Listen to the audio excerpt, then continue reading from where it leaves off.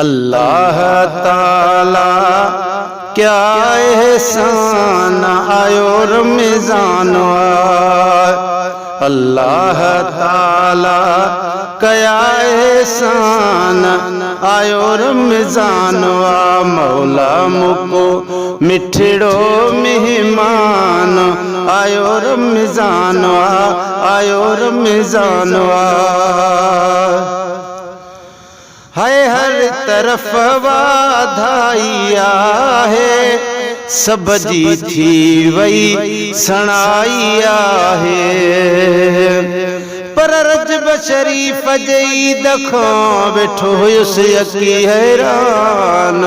आखिर आई ईद बी पदरी शहबान गुलाम नबी रही जी वयो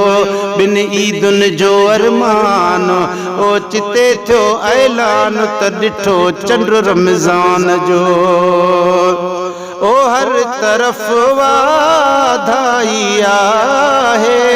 सब जी थी वही सणाइया है अल्लाह तरफा थियो ऐलान आयो आयो रमज़ान अल्लाह ताला कया एहसान आयो आयो रमज़ान मौला मुको मिठड़ो मेहमान आयो रमज़ान आयो रमज़ान है करम कयो कादिर केडो उहद जबल जे जाड़न जेडो है करम कयो कादिर केडो उहद जबल जे जाड़न जेडो खुशिया अल्लाह जो सारो जहान आयो रमज़ान अल्लाह ताला कया एहसान आयो रमज़ान मौला मुको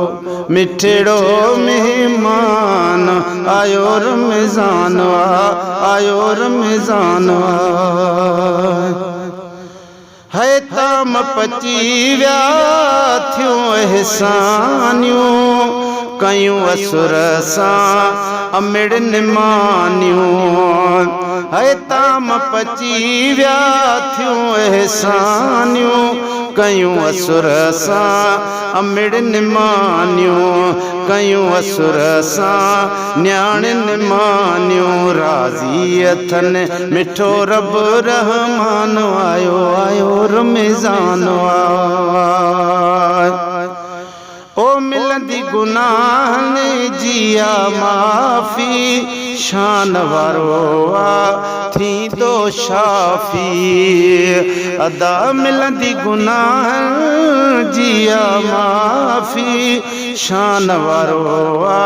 थींदो शाफ़ी कैद में बंद थी वयो शैतान आयो आयो रमज़ान अल्लाह ताला साईं कया एहसान आयो रमज़ान मौला मुको मिठड़ो मेहमान आयो रमज़ान है रोज़ पंजे ते रंग रची वियो शान वारो ही शेर लिखजी वियो अदा रोज़ पंजे ते रंग रची वियो शान वारो ही शेर लिखजी वियो सिक मंझा शेर पढ़ियो आहे सना ख़ान आयो आयो रमज़ान अल्लाह ताला जाए एहसान आयो आयो रमज़ान मौला मुको मिठड़ो मेहमान आयो आयो रमज़ान ओ साफ़ थिए तो सिराज पियो सीनो वगण वञे ॾिसंदे तूं मदीनो साईं साफ़ थिए थो सिराज ही सीनो वगण वञी ॾिसंदे तूं मदीनो वगण वञी ॾिसंदे तूं मदीनो है सभिनी महीननि जो सुल्तान आयो आयो रमज़ान अल्लाह ताला कया एहसान आयो आयो रमज़ान मौला मुको मिठड़ो मेहमान आयो रमज़ान आयो रमज़ान आयो रमज़ान